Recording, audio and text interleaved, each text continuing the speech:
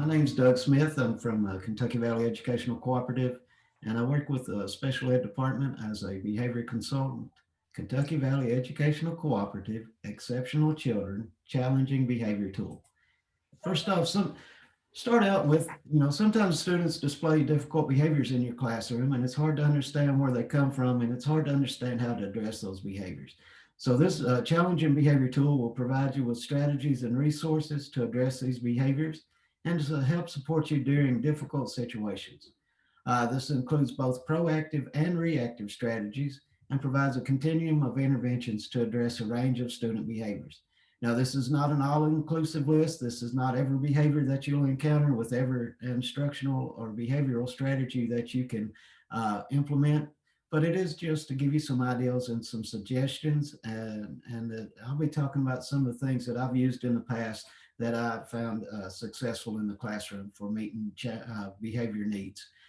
Some points to remember for successful implementation is remember that behavior is a form of communication. We all use our behaviors as well as our students use their behaviors to communicate something to you. And they are trying to communicate the function of their behavior. And if you remember, behavior serves two functions.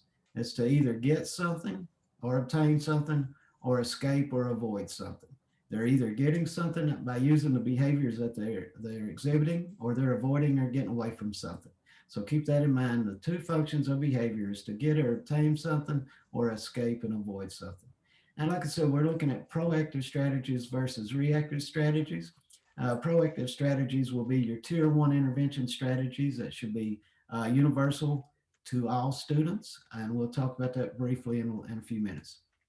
So another thing to remember is as you're trying to modify or change a behavior, there may be a behavior burst, or that inappropriate behavior may increase because it's worked so far up to this point, and you start trying to change that behavior or modify that behavior. Then, me throwing a book on the floor and yelling at the teacher got me the attention that I wanted. Well, if the teacher starts implementing something different than coming over to me immediately and providing me with that attention, I'm going to increase that behavior because that's what's worked in the past. So I don't know why it's not working now.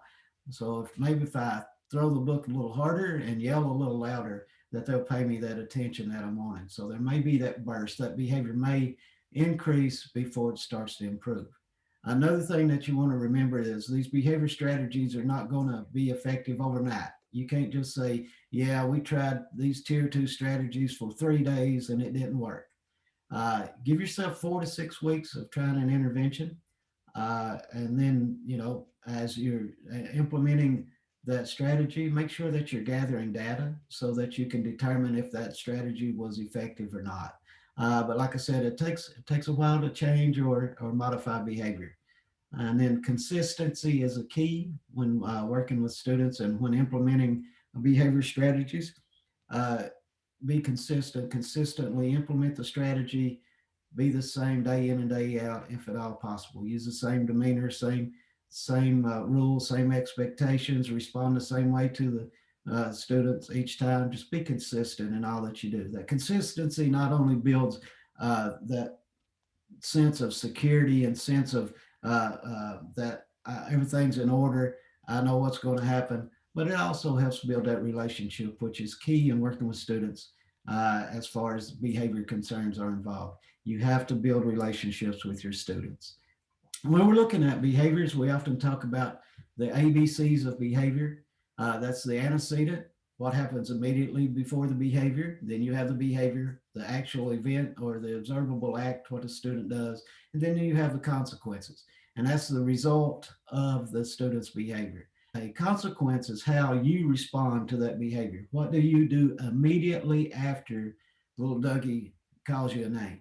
How do you respond to that situation? Those are the consequences we're talking about, or I'm talking about when we're talking about the ABCs of behavior. So antecedent, what is the trigger? What set the behavior off?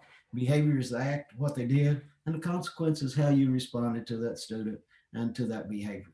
And a lot of times we have to change our consequences, which means changing the way we respond to students before we have any success in seeing a change in their behavior. So what we're going to be looking at today, we're going to be talking about tiers of intervention. And like I said, this is not an exhaustive list. These are some ideas and some suggestions that have worked for me in the past, and I found them rather easy to apply. So first we'll be looking at tier one strategies. And these tier one strategies are the things that you could implement universally. They're going to apply to all kids in your classroom. Now, I'm not saying all kids are going to respond to these strategies, but these are the things that you're going to apply to all the kids. These are for 100% of the kids. Now, 80% of the kids in our classroom, roughly 80%, will respond to these tier one strategies and have no other behavior issues, at all. Now, there's some that will not respond appropriately to these, so we have to add more to these tier one strategies. And so, if we click on some of these tier one strategies, the first one is arrange an orderly and physical environment. And when we're looking at arrange an orderly and physical environment, that's just what it says. We're looking at our is our environment set up in a way that we can see all the students and all the students can see us? Can we move freely within that environment? Can the students hear us? Are our materials easily accessible? Do the students have their own seat, or do they have their own cubby to put their materials in? Do they have their own lockers? But just think about all the ways that you can arrange the environment in your classroom, and put yourself in those little fellow seats and see if where your desk is, can they see you from that seat? And just make sure that you can see and be seen, and you can hear the kids and be heard. And then with each of these snapshots, there is I guess, a scale where you can, uh, I guess, self monitor what you're doing and how appropriate you are as far as arranging a physical environment. And if you look through these on this one, so if you're doing this, then it's a two. And if you have twos across all these areas or categories, then your environment is arranged in an appropriate manner. So we're looking at traffic patterns as the very first one. So traffic patterns are not clearly defined and do not allow movement without disrupting others, or they are unsafe areas. So hopefully those traffic patterns that we're talking about, you're looking at, what does it look like where the pencil sharpener is located? Where's the trash can? Where's the computer area in the classroom? Can little Dougie get up and move from his desk to the computer area without tripping over something in the floor, or without walking by someone and uh, getting into trouble by pushing someone or bouncing off someone's chair? So just look at your traffic patterns and look at those areas and make sure that they're clearly defined and that the kids are able to move about. You as well, that you're able to move about. And then, uh, so that's just a quick snapshot of the physical environment of your classroom. Next, we're going to look briefly at defining rules and expectations. And when you're defining rules and expectations, I'd like to use an example of 3 to 5 rules to expectations in your classroom, and make sure they're positively stated, and make sure they're stated in a way that is it's undeniable what that rule is. Make sure that they are in an action. Rule is an action. So the rules provide for safety in the classroom, and then they provide for consistency, and also that routines provide for a schedule or a way that things are being done, and understand what's going to happen, and create predictability and calm. So, and then again, as I was saying on the first one, you have your checklist so that you can go through and self-monitor and let's see how you're doing as far as your rules and expectations. The next one we talked briefly about is after you defining those rules and expectations, then you're going to teach those rules, then routines and expectations. Now, this is not really a classroom practice, but this is an ideal or a strategy to use that, if I come up with my rules and I just simply hang them on the wall, and I've not taught the kids what the rules are or what they mean or what they look like or what they sound like, then, more than likely we're going to have difficulty because the kids don't understand what that rule is. So when you develop your rules, you want to teach those. You want to develop those with your students. You want to teach those rules to your students. You want to show them examples. You want to model that behavior. You want to let them practice those rules, and then provide them with feedback and correct them when they're not following the rules appropriately. And then, of course, the same with your routines. Now, one thing with routines that you want to think about, routine should be something that the students can do without involving you as much, as little as possible. So, for some examples for routines, it would be, if a student comes in late, what do they do? If they're tardy to class, what do they do? How do they come into the classroom? Where do they put the materials? Where do they get their assignments? So that could be a routine. And sometimes you want to think about developing your routines before school starts or before the kids get into your classroom. Because if we're just coming up with those things on the fly, a lot of times we get caught up in the situations that we don't know how to respond, and it just causes difficulties in our classroom. Another thing, too, is make sure that routines, like I said, are consistently enforced and it's something easy that the kids can do without involving you. Some examples of routines may be how to use a pencil sharpener. It may be what do I do after my assignments are completed? What is something that I can do for that time frame? Routine could also be, hallway procedures. That could be a routine. Routine could be if I miss class, how do I find out what happened yesterday? How do I get my assignments? How do I turn in my homework? Several examples of routines. And your routines and my routines may not be, probably won't be the same because we have different classrooms and different needs for our students. So develop your rules and expectations and routines to meet your needs. Next thing we want to briefly talk about as far as a classroom practice would be active participation. And active participation is what it says. You're walking around, you're listening to the kids, you're talking to the kids, you're being involved with the students while they're in your classroom, and also while they're maybe in the hallway monitoring, so that you see if there anything's going on, and so that you can, as they say, nip it in the bud before situations get out of hand. So active supervision is you are actively monitoring and supervising the students that you work with. So when we're praising appropriate behavior, a lot of times we use the universal praise, like, oh, good job, you did a really great job. So what we want to think about when we're praising appropriate behavior, you want to make sure that you're using behavior specific praise. For example, Doug, you did an awesome job. Thank you for listening and showing respect to the speaker by leaning forward and making eye contact. That was behavior specific praise. I understand what I did correctly, and I'm more than likely going to use that again in a different setting or a different environment. Instead of saying, oh, Doug, you did a good job. Thank you. I don't know what I did a good job. I may have done a good job for the first 5 minutes of class staying on task, and the other 55 minutes I was up out of my seat, running around the room, peeking on people, throwing papers. So use that behavior specific praise. So you're going to teach your behaviors and your routines. Then you're going to have those preventative prompts or redirections, as we like to call them sometimes, to appropriate behaviors or behavior reminders or rule reminders. And then behavior specific praise, uh, like I said, make sure you're specified and you're specific in what you're praising them for. Then use individual reinforcers and group contingencies. Again, individual reinforcers are those things that the students find reinforcing to them, not what you find reinforcing, but what the student finds reinforcing. To me, it's reinforcing to go to the library and sit in a comfortable seat and look at a magazine. Well, if I got a little fellow that can't read very well, he's not going to want to go to the library and sit in a comfy chair and look at a magazine. So find out what's reinforcing to that individual.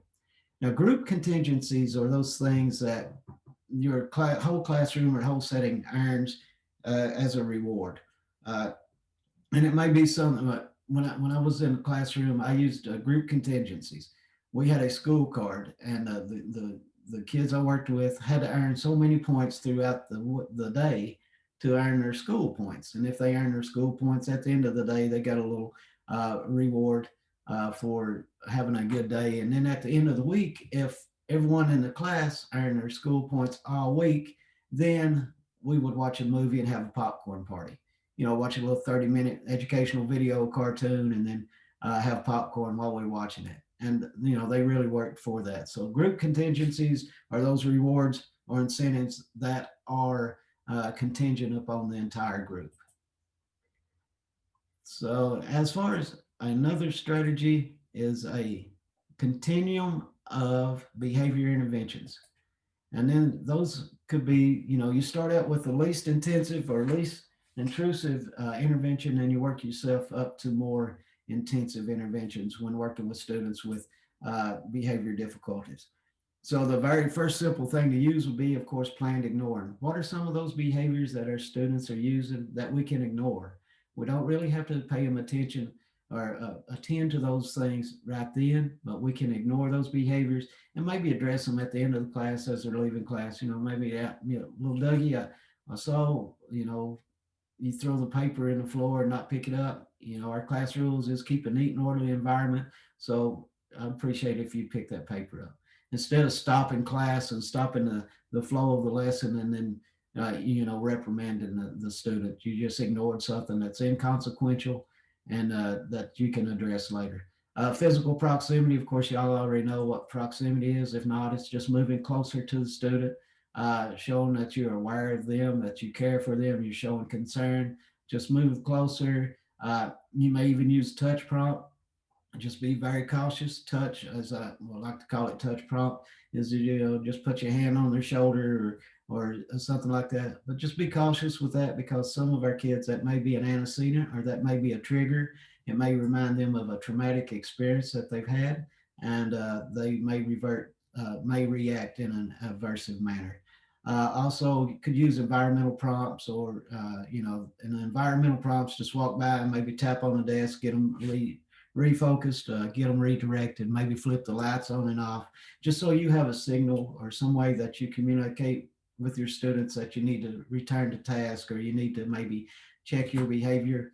And so if you do that, make sure that you develop that with the kids and let them know what that means. And as far as also, uh, that is like using signals and nonverbal cues and things like that. I had to develop signals with some of my kids. I had a young man that was embarrassed to raise his hand because, he didn't want the other kids to know that he didn't understand something. So instead of attempting the task or staying on task, he would be off task and he'd start making silly noises and things like that to avoid having to do something. And he wouldn't raise his hand because he didn't want to embarrass himself. So we worked out a signal. If he needed help, he'd touch his nose or pull on his ear. No one else in the class knew what that meant, but I knew that when I saw that happen, I had to respond. So I had to walk over to him and just hunker down beside him quietly and work through the situation with him or help him or give him that assistance that he needed. That didn't draw attention to him from everyone else. It looks like that I was just stopped by to help him as I was helping everyone else in the classroom. Uh, and these are just some examples of the things that you could use. So just think about those and use a continuum of responses. You don't want to start out with the most intensive response to a situation because you back yourself into a corner. So start out with the least intensive and work yourself up. All right, and then we've talked briefly about class-wide or group contingencies. And then the last thing we want to talk about quickly as far as snapshots of classroom engagement or classroom practices would be engagement opportunities to respond. Those things could be different ways that students can respond to you. Then we can apply this to a virtual world as well as a brick and mortar or setting. And within the virtual world, I mean, you have with Zoom and the other platforms, I'm sure you have different ways that students can provide you with their responses to questions. Whatever those features in those platforms are, make sure you're utilizing those and using those to have students respond in different ways. You got to look at think about the students that you're working with and thinking about their learning styles as well. So not everyone can sit and get. Some kids need to be up and moving in order to be able to learn or to comprehend material, and then that may be a way that they can respond to your questioning as well. So just provide them with different opportunities to respond and different ways to respond, and then provide them with many engagement activities as well. Those are some tier one strategies. Like I said, that's not everything in tier one, but those are the things that you apply to the large classroom, to everyone in the classroom. And now We've implemented these with fidelity. We've got these strong core values, core tier strategies, tier one strategies in place, and little Dougie's still having trouble. So what are we going to do now? If that occurs, then those students, or should be a small group of your students, probably uh, 10, maybe uh, yeah, 10 to 20% of the kids maybe in your classroom that are having difficulty. So what you're going to do is you're going to implement some tier two strategies. Now we're not going to stop with tier one strategies and say, well, that's not working. Let's quit doing that and let's just throw these things out there at them. What you're going to do, these are tier two strategies are layered on top of the tier one strategies. And some of those we'll talk about a little bit later on as we go through a couple of these examples. So back over to tier two strategies. Some of the ones that we will hit on a little bit would be behavior momentum, looking at using a behavior contract, a daily progress report, then randomized group strategies. We talked about that a brief moment. Then also some other things that we may hit on will be the school home note system, self-monitoring checklists, and check in and check out. Now you may have, 5 to 10% of the kids that this doesn't help. So you're going to have to provide them with strategies on top of tier one, tier two strategies. So these are things that you layer on top of and along with tier one and tier two.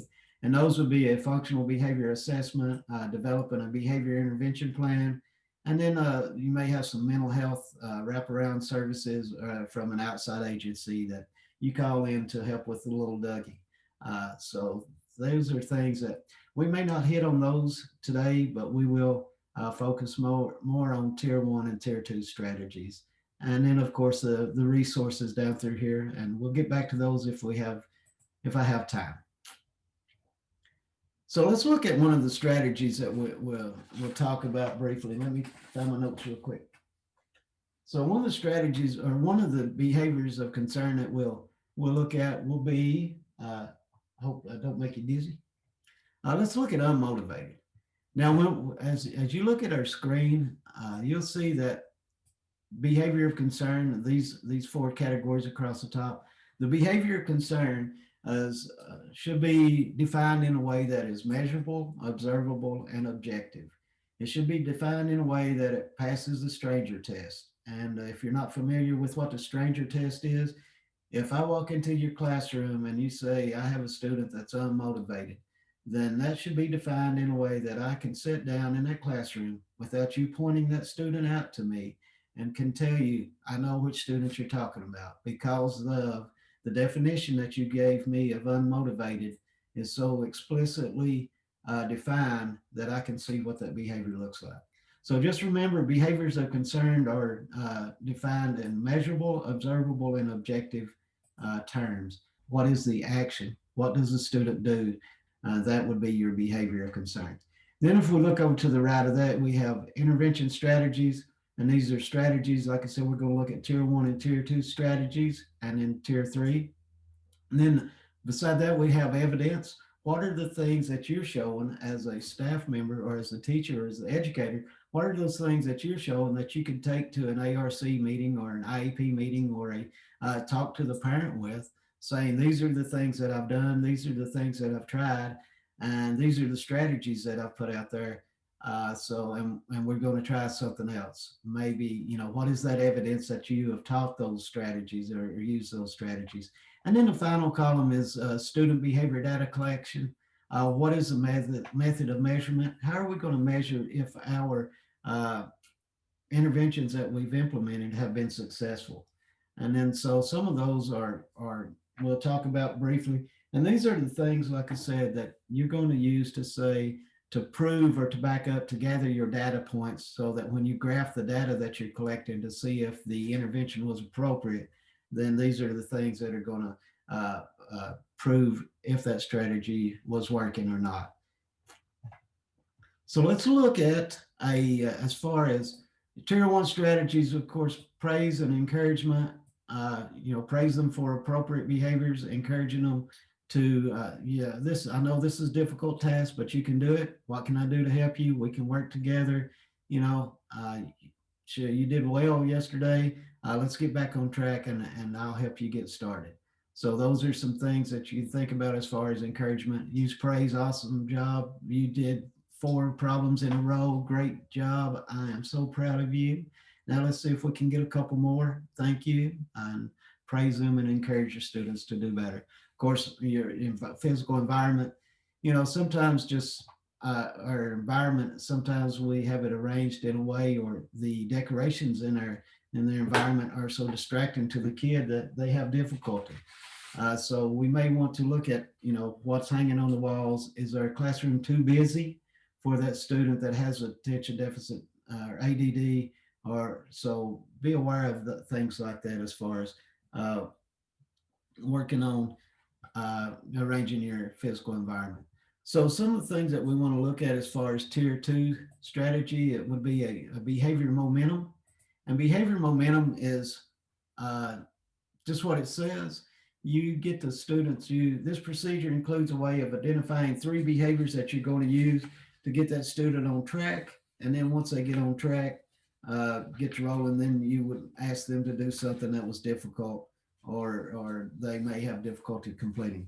For instance, you may present them with 3 positive things that they can do, high probability behaviors, knowing that they are going to be successful, and then slip in a low probability behavior or a request that they're going to have a difficulty doing.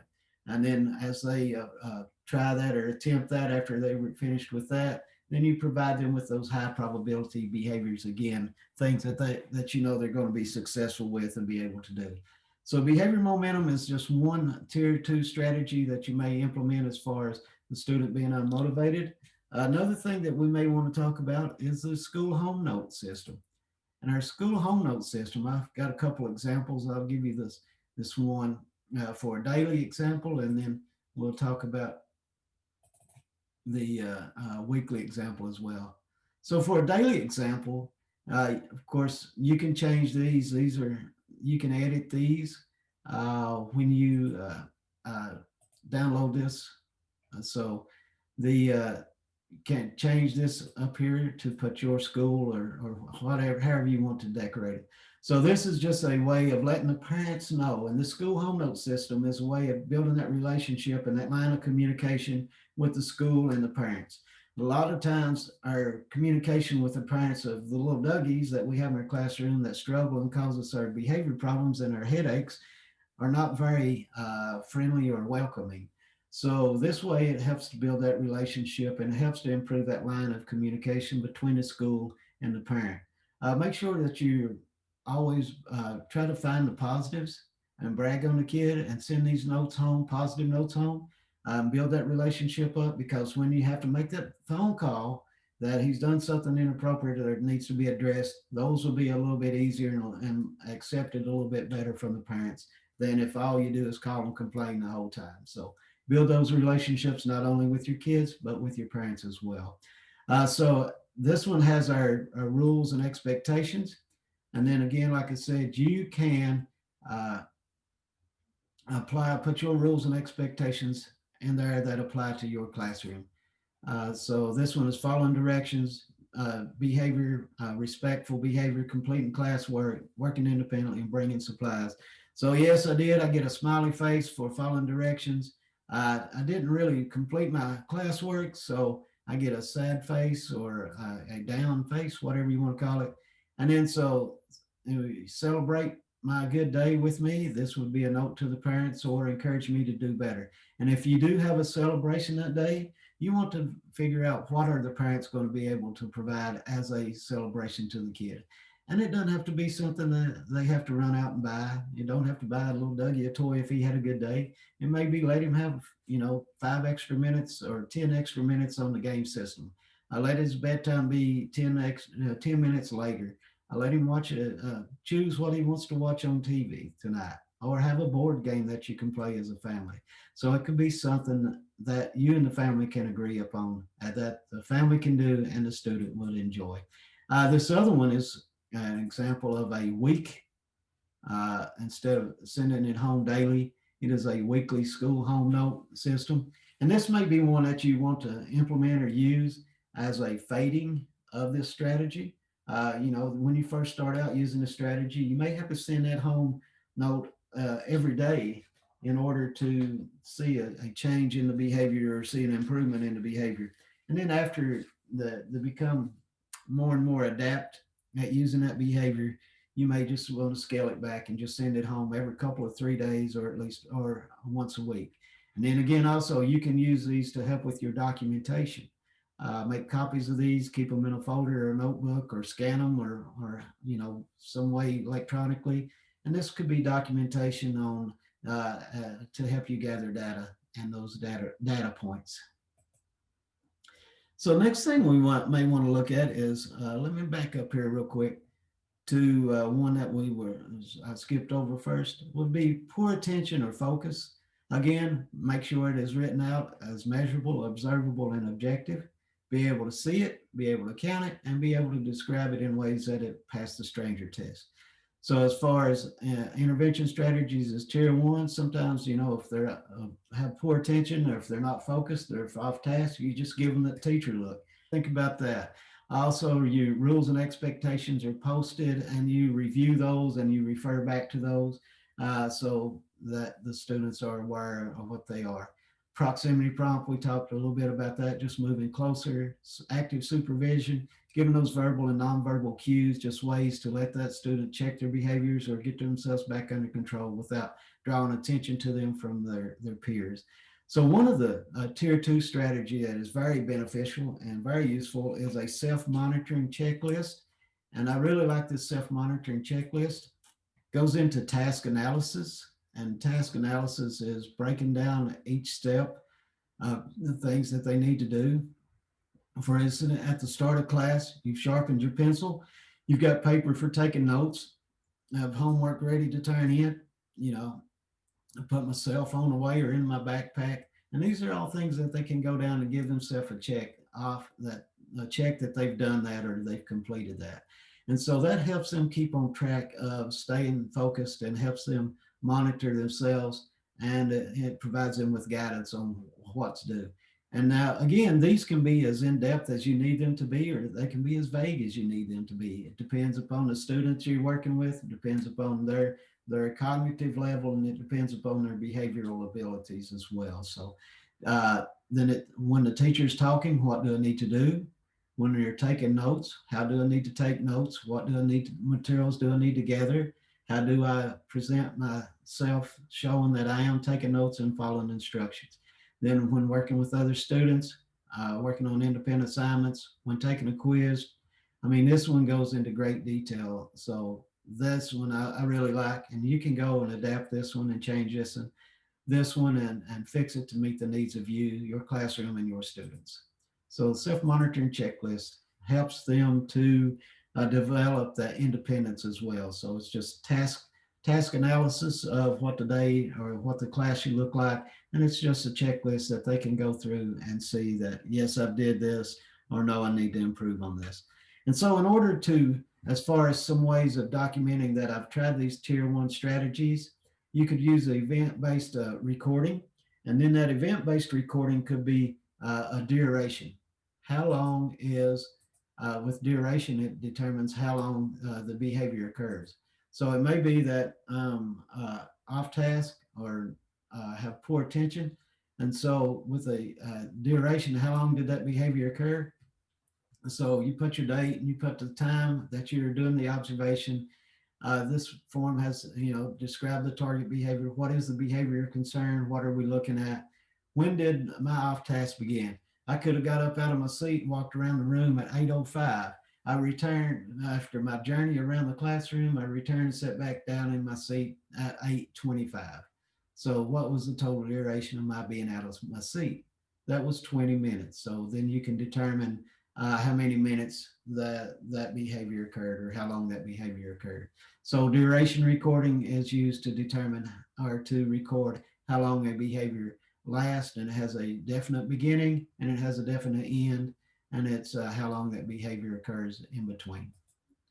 And then another way that we can use to help with the students that are poor attention or poor focus is this was something that I used when I was in the classroom.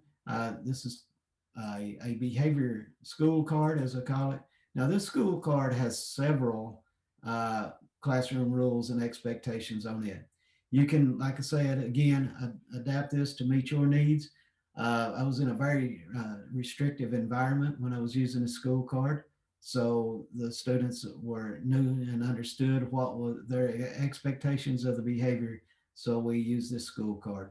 And then, like I said, you can go over and mark yes if the student followed or stayed in the seat. For instance, the first one, did they stay in the seat unless otherwise permitted?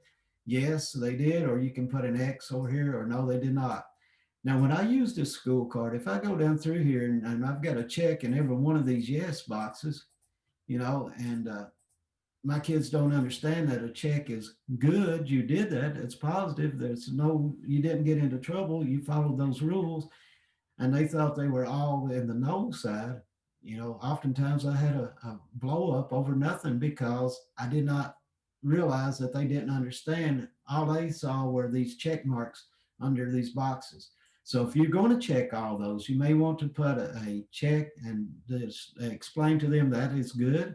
You followed those rules, and an X means you did not. Or I would just simply take and write a pen, and in these two boxes, or up this card some way. I'd put okay, or put great job, or put, uh, thank you, something like that. So that the only thing they had to focus on, if there was a check or an X, they knew exactly what they needed to improve upon. So again, just depending on the abilities and of your kids and how you want to use this and adapt this to your classroom. But I like using the school card. And then again, like I said earlier, it is a way to document what you've done and how effective the strategies have been. Copy them, scan them, whatever, put a file, make you a folder on your computer. And then you could also use this with parents with their kids in a virtual setting. Teach them how to use the school card and teach them, show them, explain to them that this is a way to keep track of uh, how well the student's doing in a virtual setting. And then one final thing that we'll look at a little bit are some tantrums and out of control. So with students that are, we of course we know what a tantrum is. We know what out of control looks like. So some of the things that we can look at as far as dealing with are tier one strategies. Again, you're going to define, teach, and acknowledge those rules and expectations. You're going to acknowledge when they're following those rules and expectations. You're going to provide them with behavior specific praise and encourage them to use those appropriate behaviors. Then define and teach classroom routines. It may be that they don't understand the routine in the classroom, so they're becoming frustrated, and so they, have a tantrum or an outburst because they didn't understand what was expected of them. So again, got to teach those routines. You got to practice those routines. You got to model those, practice those, provide feedback to the students, and review those routines as often as necessary. Uh, some other things that you can use is encouragement. Encourage them. I understand this is difficult, but you can do this. I can help you. What can we do together? Then also you could use discussion with those students. And then discussion, of course, you want to make sure that you using these strategies before they become out of control. As you see your students start to escalate, you want to provide them with these interventions as before they get into that point of out of control. And then as they're escalating, you'll use that discussion. You want to ask open-ended questions. I understand you're having a rough time. What can I do to help you? Would you like to talk about what's bothering you? Things like that. Make sure that it's a way that you can have a discussion and show them concern and empathy and help them work through the situation. Now, when they do get into that situation or that point where they're out of control, then use direct appeal. Tell them exactly what you want them to do and exactly how to do it. Because when they're out of control, their thought processes are impaired. They're just working and running on emotions, and and those emotions have taken over. And a lot of times, it's those survival coping skills that they're using and running on at that time. So they're not listening to you, so they can't process what you're asking them to do. So direct and straight to the point. You could also use redirection to task, redirect them to appropriate behaviors, redirect them to using uh, the appropriate replacement skills that you've thought of or come up with them replacement behaviors that you've helped them to identify to use. So those are the tier one, some of the tier one strategies that you can use. And if you've got something that you've used in the past that has been successful, then by all means continue to use that. A tier two strategy that you may want to think about is you may want to think about using a behavior contract. And then this behavior contract is what are you going to do as the educator and what is the student going to do when they are following the rules. What is a specific behavior of concern that you need to address?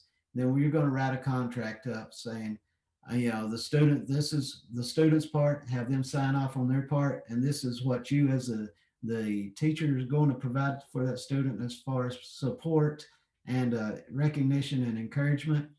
And then these also identify privileges that the students can earn, and then also identify the consequences for failing to meet the conditions of the behavior contract.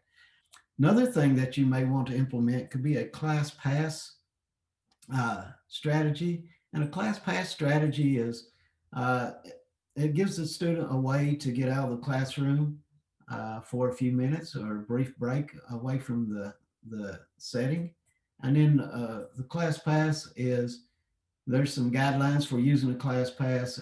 You provide them 3 to 5 passes per class period or per day, depending upon how severe the behavior is, or depending upon how what you think is used or needed. And then as they're using these passes, they can present you with a pass, and it gives them an opportunity to just step out of the classroom for a few minutes. Sometimes they just get overwhelmed in our classroom and they just need a break from us just as well as we need a break from them. So they'll use a class pass to help them to be able to go to, maybe they want to hang out with a custodian for a couple minutes. I've had kids that really responded to those folks because they built that relationship. So maybe it could be something that they could go and help the custodian maybe sweep the hallways for 10 minutes. That gives that student that ability to leave. So it says classroom teacher initials, but if you have your help staff, if you have those essential personnel there that are could be beneficial to that student, then by all means use those folks as well. So just and then it, like I said, it gives you where they're going to go, the student's name, what time they're going to leave, where they're going, and then the teacher's classroom initials when they get there, and then what are they going to do when they get there? What is an activity that they're going to be able to perform to help them to refocus and get back under control? Now, we also use a savings if they've not used all their passes throughout the week. Maybe at the end of the week, they can save those up to get a larger incentive or a something that they're really interested in doing. So, for instance, I had a young man that if he did Royal all week, he wanted to go to the weight room and work out. So he had to have a good week, of course.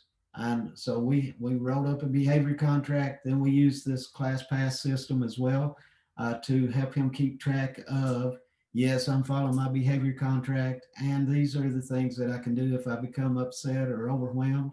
And if I save up enough passes throughout the week, then at the end of the week for the last 30 minutes, I'm going to be able to go to the weight room and work out. So first we started out, he had to have at least 50% of his class passes saved up.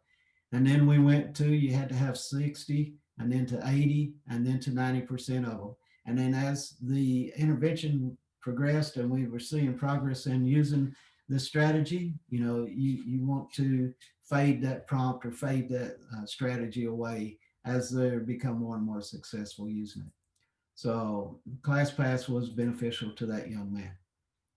Now, one thing that we want to talk about briefly as far as a tier three strategy, it may not be a strategy, but it's something that I find beneficial and useful as far as tier three is you can use, and we'll cover this one briefly first so that I can explain, it'll help us to understand what our next document looks like. This is an ABC recording form. And then, of course, again, you remember ABC, antecedent, the trigger, behavior is what the student's doing, and the consequence. How do we respond to that student? And a lot of times we have to change our behavior, our response to the student in order to see any progress. So this is a form for an FBA, but you can use this to help you with looking at some strategies and helping you to understand what is that behavior of concern, what is the antecedent, what is the consequence, how are we going to address that.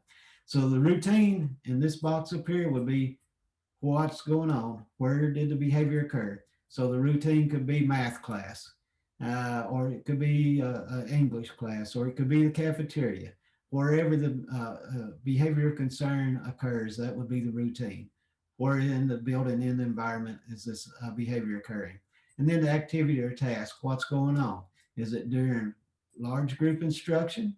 Is it during, is it during small group instruction, independent work, unstructured time, or and then specify if it's unstructured time, during recess or during break or during lunch, during breakfast, whatever that unstructured time is, and then you would uh, write it out and tell or explain more of what that was. Then you get over into, of course, we got the behavior. The behavior is he's up out of his seat walking around the cafeteria. So, what was the trigger? What set that behavior into motion? Was they asked a question or given a task? Were they given a directive or given a correction? Were they isolated, not getting any attention, even though they're in there with everyone in the classroom? Their behavior is up walking around the cafeteria talking to people. They may not be getting attention. So, that would be the antecedent. And of course, you can see the other examples as well. So the behavior would be the little Dougie's up walking around the cafeteria talking to people. So what is he getting from that behavior? Is he getting adult attention? Well, if a teacher or staff member comes over and redirects him back to his seat, then yes, that is adult attention. Is he getting peer attention? I would imagine he's getting peer attention. He's getting to talk to his peers and his friends, and he's making them laugh, and they're having a good time. So that would be the consequence of up walking around the cafeteria. And so, what are some other things that we could do, and how could we address those consequences? So, just this ABC, and like I said, it helps you. If you don't understand maybe what an antecedent or a trigger could be, this gives you some examples of what that could look like. And then also with your consequences and your outcomes. Remember, behavior, get or avoid something, getting adult attention, or I'm avoiding adult attention. So just remember the consequences, and that's how you respond to that behavior. So, saying all that to say, if we look at a behavior pathway chart, that's what I call it. It's called a competing behaviors pathway, but I like behavior pathway chart, just a little easier for me to talk and understand it that way. So, with a behavior pathway chart, we're going to look at our routine. Again, like I said, our routine is where did that behavior occur? What classroom, what setting, what environment was that behavior, and where did it happen, and where did it occur? Then when you start completing this behavior pathway, you want to start with the problem behavior.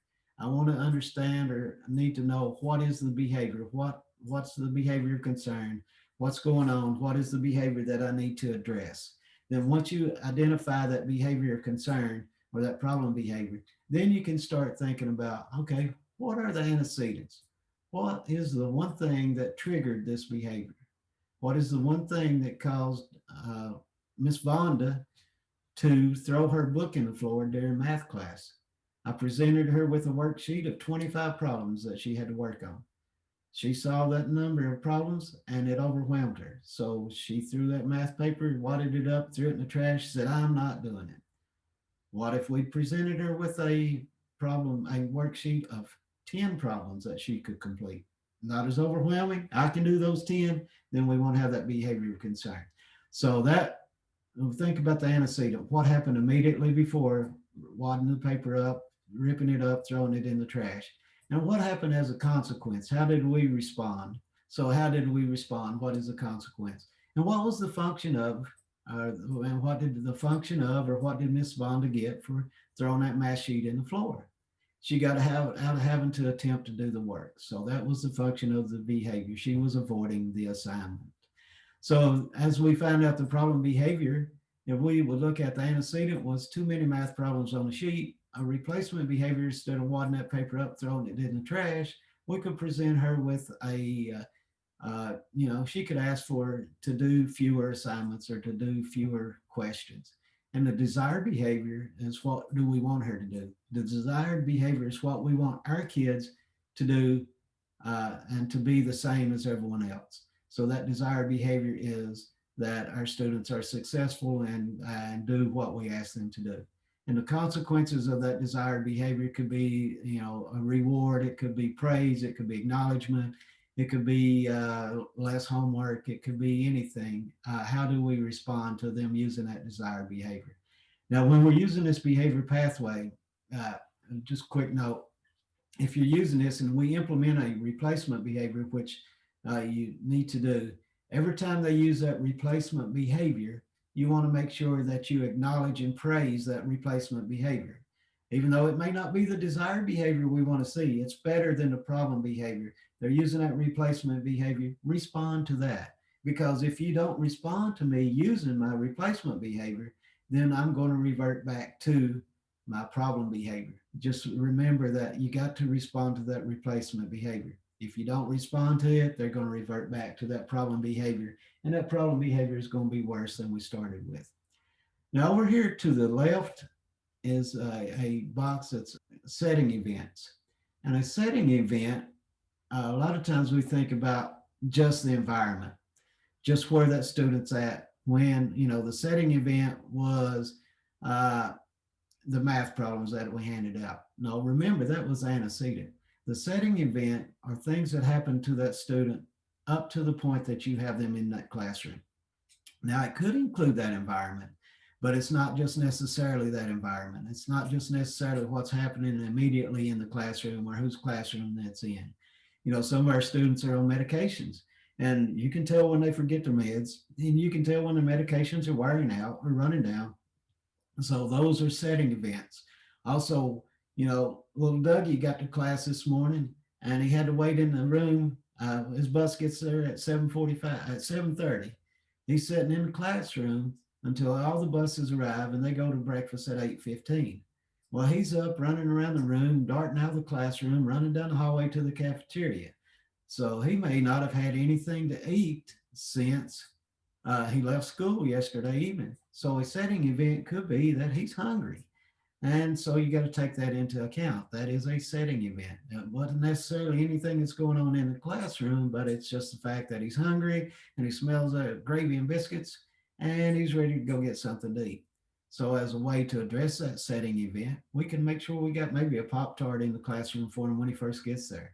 Maybe we got some kids that get there early and they have a difficult time sitting still. Then we have them an activity to do, something fun that they like to do, something that they can enjoy while the rest of the kids and the students are getting to the classroom.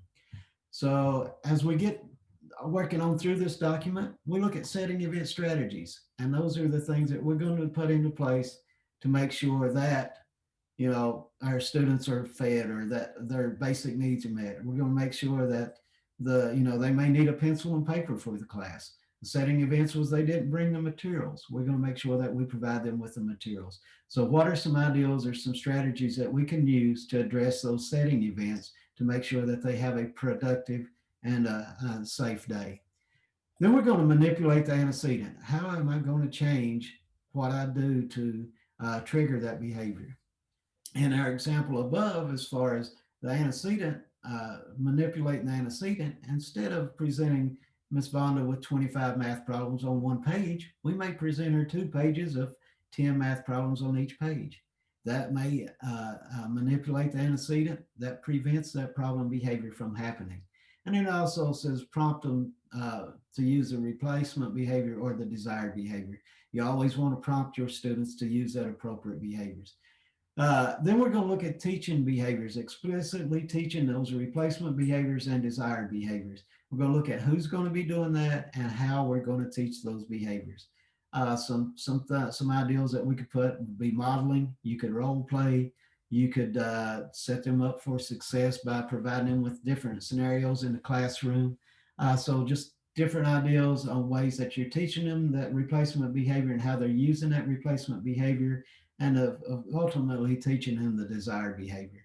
And then the consequences, you're going to reinforce it. The replacement behaviors, like I said before, if you don't praise that and acknowledge that using that replacement behavior, they're going to go back to using that problem behavior. And then that's where we're going to see that behavior burst or increase dramatically. You're going to look at, how am I going to change my responses? How am I going to change how I respond to that behavior? What am I going to do differently? An example from my setting, from my environment, some of my students had a difficult time in the cafeteria. They were out, it was loud, everyone up moving about. They would sit and hold their ears and yell and scream and get up and run around the cafeteria and things like that. So my routine was during lunch was really bad because we ate breakfast in the classroom. But the routine was uh, during lunch in the cafeteria. The problem behavior was that they were up running around the cafeteria trying to get away from that setting and that environment. That antecedent was the loud noises. That's what set them off. The consequences was staff, myself included, were chasing them through the cafeteria trying to get them to sit back down and to eat lunch. And then the function of their behavior, of course, was to get out of that environment, to get out of that setting because it was too loud. So the setting events were the noise in and the other students, time of the day, could have also been lunch, whatever we were having for lunch that day as well. The antecedent to the problem behavior was the loud noises as other students came in there. The consequences was they were trying to get away, or the consequences was they were getting attention or being chased throughout the cafeteria, and the function was to get away from the noise and also to get some adult attention as well. So the desired behavior that I wanted for my kids was to be able to sit in the cafeteria and eat lunch with their peers. So that was something that I wanted them to be able to do, and the consequence of that would be that they got positive peer attention, they made friends, and then ultimately they were accepted by the school or by their classmates. So the replacement behavior that we had to work out was, you know, we can go to the cafeteria 10 minutes early. We can pick up our trays and eat and be finished before the rest of the class gets in there and stay an extra 5 minutes, or after we get through eating, as the classmates came into the cafeteria, as the noise level started increasing, that's when we decided it was time to go back to the classroom and get back to work.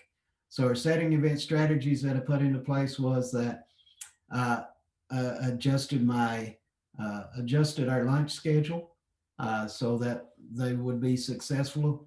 Then manipulated the antecedent by going earlier, and then allowing them be to become accustomed to the noise level as it gradually increased instead of being real noisy all at one time. And then I had to teach them the desired behavior of sitting with their peers, show them how to sit with peers and talk and interact with their peers.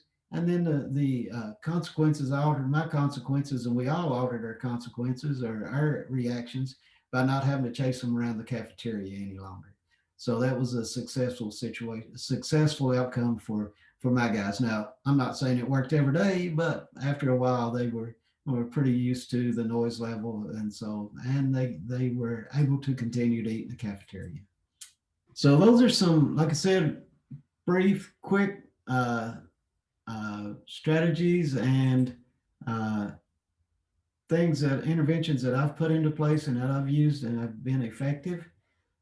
So we'll go back to the top of this tool and we'll talk a little bit briefly about some of the resources and some of the places where the information came from. The some resources that this is a very useful site, the kyself.com. It is a website that was developed by the co-ops across the state, and it is deals with social and emotional learning, and it also deals specifically with behavior. And then these strategies that I've been talking about, if you go to the Tier 2 tab, it has all Tier 2 strategies. You can look at each of these strategies and it gives you an idea. It gives you the resources that you need to implement those strategies. And so if it's something that I've said and you kind of forget or you want more guidance, then please, by all means, use this website. And it may come up, you may have to type in SPED, SPED source.com, because I've been typing in KY self and it comes up with something myself. So just make sure that you're looking at KYSELF.com. Another resource that I've used throughout is midwestpbis.org. And then this resource, and then pbis.org, those two resources are where I've got the tier one strategies from, where I obtain those from. So if you need more guidance or information on those, then you can, of course, always reach out to me. But check out those websites, midwestpbis.org or pbis.org. And then with pbis.org, they also have some resources for at home or what is it, distant learning. They have some resources for that as well that are available, and so could be very beneficial to you. Another one that we want to look at that is, and I'll take you through, is the holler.org. This is our uh, website that is housed and maintained here at the co-op. And if you go to the homepage, if you go to KVEC, KVEC, you'll see that special education under programs is a link. Click on that link and it should take you to our special education or exceptional children web page. Then within it, you have the winter conference information. You have OSEAL web series that our folks in our co-op have been part of. These are web series or events that were developed as from the State Department and Office of Special Ed and Early Learning. And we've all been part of those as well. So go check those out, give us a shout out. And then we have different categories as far as some things that may be of interest to you as the educator. For instance, if we go to, I don't know, we'll go to behavior since it's me. If we go to behavior, there's several different little, as we call them, snippets or different videos that you can watch. And then some of these have some PD available with them. So just go to those and click on the video and watch it. Watch it. This is an awesome one that Miss Stephanie Kidd developed for us. It's a really cool little video. It's developed with Doodly, I think is what it's called.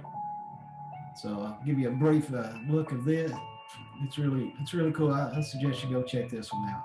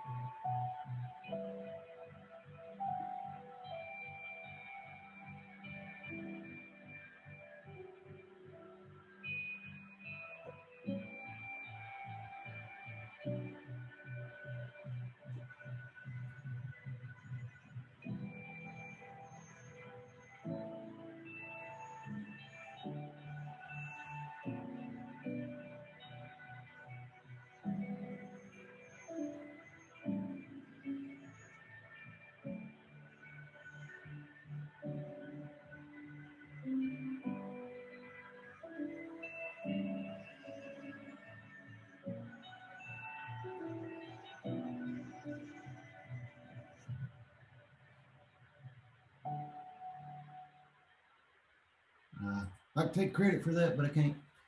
So thank you, Miss Stephanie Kidd. Awesome job. Appreciate that. But it is on the behavior side, so yeah, look at it. And then a couple other things. One other resource that you may want to check into is this data collection resource for progress monitoring.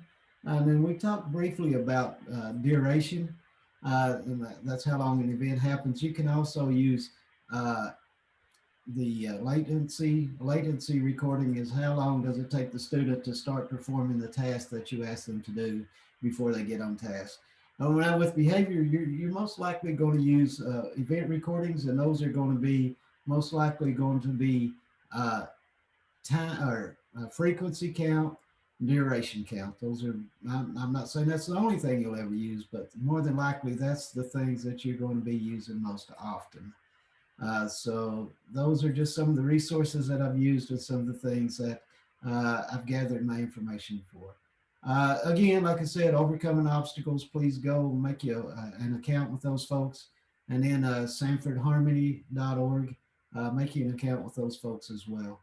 Now, if you want more information on the functional behavior assessment or behavior intervention plan, a great resource website, teaching tool that you could use is the uh, www.basicfba.com, and it takes you through the modules to help guide you on how to do a functional behavior assessment. So just quick thank you. I appreciate everyone